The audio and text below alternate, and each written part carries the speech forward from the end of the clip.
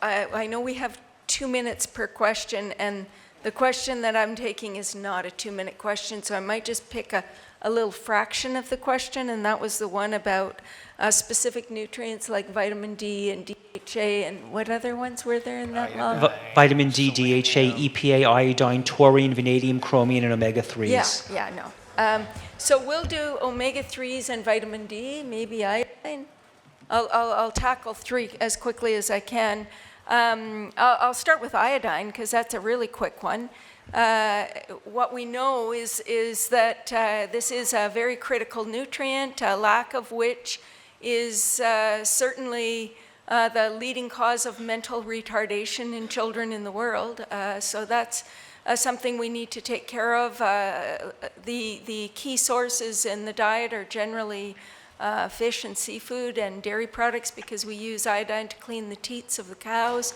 And so, I mean, we iodize salt to help prevent these kinds of deficiency in the population, and a lot of vegans don't like to use iodized salt. And so we do, especially in Europe, see much higher rates of iodine insufficiency in those populations. So what we need to do is figure out a reasonable source of iodine for people, and that would be, I mean, certainly people who are willing to use iodized salt or just iodine supplement, or certainly seaweed, because seaweed is loaded with iodine. Now, so loaded that you can easily reach the upper limit of 1,100 micrograms of iodine eating a lot of seaweed. And one of the foods that I would avoid in the plant-based world is hijiki, because of the hijiki is a very, very high in heavy metals, and so many countries avoid against its use for that reason. So anyway, you know, if you're using seaweed as your primary source of iodine, it's maybe 1/10 of a teaspoon of kelp. Kelp is super concentrated in iodine, and if you're using nori, it's about 1.5 sheets of nori for 150 micrograms. You can use, I think it's about 1 gram of wakame or arami. So those are all reasonable options for iodine. And vitamin D, well, certainly the sun is the very best source of vitamin D. Unfortunately, there are a lot of people that live in very cool climates that are not exposed to any warm sunshine for several months of the year. And some are rich enough to go to Hawaii or other lovely spots to get sunshine, but not everyone is. And for those people, I think that it's a reasonable thing to supplement with vitamin D. Now, vitamin D for the omnivorous population, the main sources are fish and eggs and of course milk that's been fortified with vitamin D. We are fortifying some of the non-dairy milks with vitamin D, but still not people probably don't consume enough of those to meet their needs. So it is reasonable to have a vitamin D supplement in that case. And then the DHA, EPA, omega-3 fatty acids is a huge debate within the plant-based world right now. As many people know, there's a segment of the leadership of the sort of plant-based movement who are saying that we probably should not be taking direct sources of EPA and DHA. So here's what we know. We know that vegans have low levels of EPA and DHA. We know that EPA and DHA are very biologically active, essential, long-chain omega-3 fatty acids. Technically, they're not considered essential. They're maybe conditionally essential if you can't convert alpha-linolenic acid. There's a series of elongations and desaturations that allow us to produce EPA and DHA. In young women, that conversion can be quite efficient. Where there was a study in the UK showing about 36% of ALA was converted to either EPA, DPA, or DHA. And it was about 21% to EPA and about 9% to DHA, which is really quite remarkable. But if you think about it, a young woman has to be prepared to grow a baby and a brain. And so I can imagine that they would have reasonable conversion ability. In young men, it was a 16% conversion, about, I think, 8% to EPA, 8% to DPA, and nothing to DHA. And so, you know, to be honest, we don't know what ideal really is. We don't know if vegans absolutely need to be taking preformed. There are very few sources of preformed long-chain omega-3 fatty acids in the plant kingdom. Seaweed has a little bit of EPA, no DHA. But what a lot of people don't know is that EPA and DHA are not made by fish. They are made by microalgae. And these are tiny plants in the ocean, and that's where fish get them at some point along the food chain. And so many people are now culturing these microalgae to be able to provide people who don't eat fish with a direct source of EPA and DHA.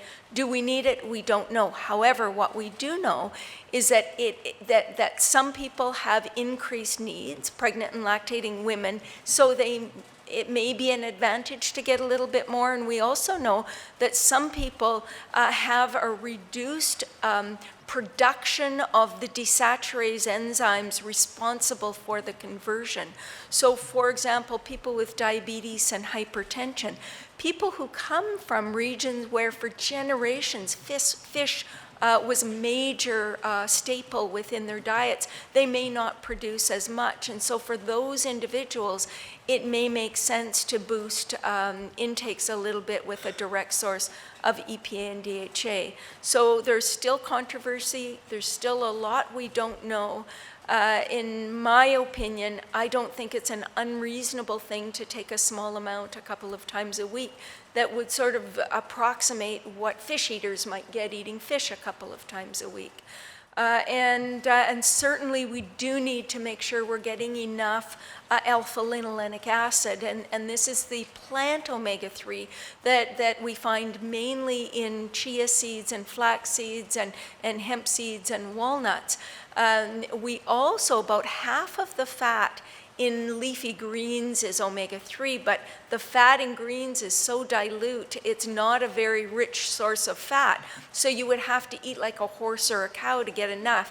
You would want to be eating about 20 to 40 cups of leafy greens a day to get 2 to 4 grams of omega-3s. So we need to supplement that with some more concentrated sources of omega-3s. And I think I'll just leave it at that. Brenda, I want to append something quickly. I think I mentioned last night, I agree with my friend Walter Willett about almost everything. We do have at least one small disagreement. Walter mentioned last night, for those of you who are here, that we shouldn't worry at all about omega-6 fatty acids, and no matter how much we get, it doesn't matter. It's actually strong research in the lipidology literature. Tom Brenda in particular, who is at Cornell, now at UT Austin, done studies showing that a very high intake of omega-6 interferes with that pathway you just described. So the conversion of ALA to DHA in particular is actually effectively blocked by a very high intake of omega-6. So where are you going to get a very high intake of omega-6? Expressed oils used in processed foods. So lots of corn oil, lots of soybean oil, safflower, sunflower. So in general, these may be okay. But if they make up a big part of your diet, they effectively block the pathway, make it more likely that your DHA levels are going to be very low. Yes, and in defense of Walter Willett, I think what we've found more recently in the literature is that whereas we used to think omega-6 was very pro-inflammatory, that we're seeing that it's not so pro-inflammatory. However, we do need to put a lid on omega-6 because it can, see that it's the same enzymes that convert the omega-6s and the omega-3s. And if we get a lot of omega-6s, it can preferentially convert the omega-6s, and you get a reduction of conversion of omega-3s of up to 40 to 60% when you eat a lot of omega-6s. Omega-6s, you're talking safflower oil, sunflower oil, corn oil, grapeseed oil.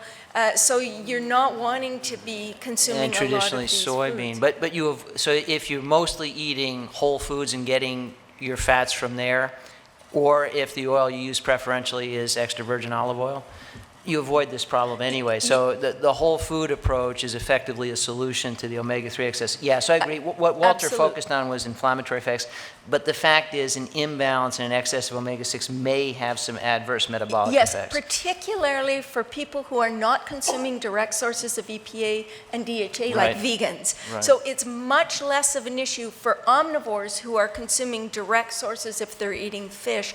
There are other dietary factors that can slow conversion as well. Trans fatty acids, saturated fats, a lack of specific nutrients, certain vitamins and minerals and protein, alcohol. So we need to be consuming a well-balanced diet to maximize conversion. We know aging can reduce conversion. So as we get older, we convert less efficiently. Gender, there are lots of factors that can affect conversion ability. So, yeah, thank you for. One thing I want to add about this, I appreciate your saying, Brenda, about we are not clear on this, about this omega-3 situation and EPA and DHA. And I think this is an important clarification because we have some people in our movement who are basically making claims that the lower levels of DHA, for example, in vegans, is a dangerous thing. It's already been decided. This is going to lead to disaster. We're all going to be demented or something like that. And this is a ridiculous statement to make. We simply don't know. And I think that when we don't know, we should say we don't know, because when we go out there with a great deal of bravado and make a claim about something that's patently false, what you're hoping is that there's not a smart person in the room who knows that it's patently false. And I don't think you can build a business or promote a movement that is dependent on not smart people listening to your message. So I appreciate that clarification. The other thing is you mentioned about diabetics, for example, having lower levels. And what we see is people who are sick have lower levels of a lot of things. There's a good deal of evidence that lower vitamin D levels are more a function of people being in poor health than anything else. There's one very good study that illustrates the point, lots of them, but this one's really crystal clear. People arriving at an emergency room in Georgia, hyperglycemic enough that they had to go to the hospital. Their vitamin D levels were 12.3 when they got there, and as soon as their glucose levels stabilized, they went up to 27.3. All right? So you can see the foolishness of doing intervention with vitamin D for diabetics, thinking it's somehow going to make them better because diabetics have low levels of vitamin D. So I think when we look at which comes first, is it the low vitamin D that's contributing to the disease, or the disease that has caused the low D, or the low DHA, or whatever? We have to be careful that we're actually looking at what is causing what before we go off the deep end and say, oh my gosh, you're eating a vegan diet, you have to take these supplements, or you're pre-diabetic, so if you take these supplements, it's going to somehow help you. So I think that clarification needs to be made. Do you guys, when I look at vitamin D to try to decide whether or not someone needs vitamin D, one of the primary roles of vitamin D is to allow calcium absorption in the intestine. So I look at parathyroid hormone. Do you guys look at parathyroid hormone to see whether or not their vitamin D is actually affecting their calcium? Does anybody else do that? Am I the only one who checks parathyroid? Only if they're hypercalcemic, we'll check it. But I mean, if they're normocalcemic, but they've got a high parathyroid hormone, that means their body, because you could be normocalcemic and still be low in calcium. Yeah. And so then I say, okay, well, your vitamin D needs to be supplemented in that situation. I don't, yeah, no. The review 2 showed minutes that on sugar and heart disease. I had an opportunity to make this statement that was quoted on the Joe Rogan Experience, September 2018, that I've been in heart arteries as an interventional cardiologist 15,000 times, and I've never scooped out sugar, because you can actually do a procedure and scoop out plaque. 1913 was the first year Anichkow identified that in atherosclerosis there is cholesterol. Then we fed mice high cholesterol diets, they developed plaque. That led, and many other data points, and I think 11 Nobel Prizes, to what's been called the cholesterol hypothesis, that serum cholesterol has a relationship to the development of the #1 killer, men and women. Very seminal in this data was Ansel Keys. You've heard his name a couple times. Dr. Willett showed a slide from the 7-country study. I'll show another one tomorrow at lunchtime. And that was the leading hypothesis. And if you think the food wars are ugly now at times, in the 1960s came an Englishman named John Yudkin who had the contrary view. It's sugar, it's not cholesterol. Dr. Ansel Keys published a paper about sugar and atherosclerosis where he castrated a scientist as well as any scientist can castrate their fellow scientists. Looking at every data in the world and saying it's hardly sugar compared to the potency of cholesterol in plaque, cholesterol in the serum, and the dietary influences that raise that. All that percolated along till a couple years ago when we did find out that there were a few scientists, not Ansel Keys, that did actually take some money from the sugar industry to taint to the conclusion of a very sophisticated paper in the New England Journal of Medicine in 1965 that probably 4 people in the world read, but it just really dirtied the waters, the importance of animal foods contributing to raising cholesterol and the importance of added sugar. What we do know in cardiology, and nobody reviews this better than Kim Williams, there are certainly epidemiologic studies that high levels of added sugar in the diet are associated with high levels of coronary artery disease, sugar-sweetened beverages. Is it that we gain weight and we become pre-diabetic, diabetic, and we become hypertensive and our triglycerides go up and become insulin resistant, or is it that sugar is directly toxic? And there's very little data that sugar is directly toxic to coronary arteries. It's an indirect mechanism. But the only reasonable conclusion and the joy of a whole food plant diet is it's naturally low in cholesterol. In fact, it's absent. It's naturally low in fats generally, and it is certainly naturally low in added sugars if you avoid donuts and cookies. So food quality matters. You've heard that over and over, and so does sugar content. Not fruit, though. We all love fruit, I think.